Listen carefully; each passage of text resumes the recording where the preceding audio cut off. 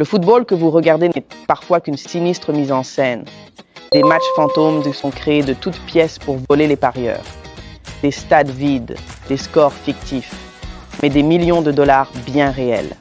En Turquie, le séisme est total. 150 arbitres et 1000 joueurs impliqués.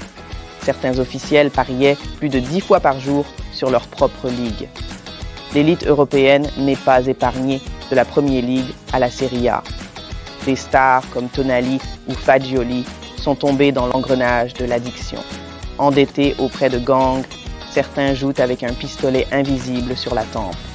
Le crime a évolué vers le spot fixing, la manipulation de détails précis.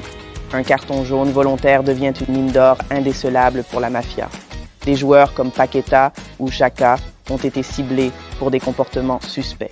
La corruption atteint les sommets avec des sélections nationales entières. En 2010, un faux match Bahreïn-Togo a été joué par des imposteurs complets. Des arbitres véreux prolongent le temps additionnel jusqu'au but commandé. La technologie VR elle-même est exploitée par les réseaux de parieurs. Des informateurs en tribune transmettent les décisions avant la diffusion TV. Ces 10 secondes de décalage permettent de rafler la mise avant le public. À la tête de ce chaos, The Syndicate, une multinationale du crime en Asie. Wilson Raj Perumal, le parrain des paris, a avoué avoir truqué 100 matchs.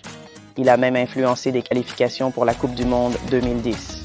Le football devient un produit dérivé de l'industrie du jeu d'argent. Les sponsors de paris s'affichent désormais sur le cœur même des maillots. On assiste à une normalisation dangereuse du jeu chez les plus jeunes. Le sport roi risque de finir comme le catch, un spectacle écrit d'avance. Ouvrez les yeux. Derrière la passion, les ficelles sont tirées dans l'ombre.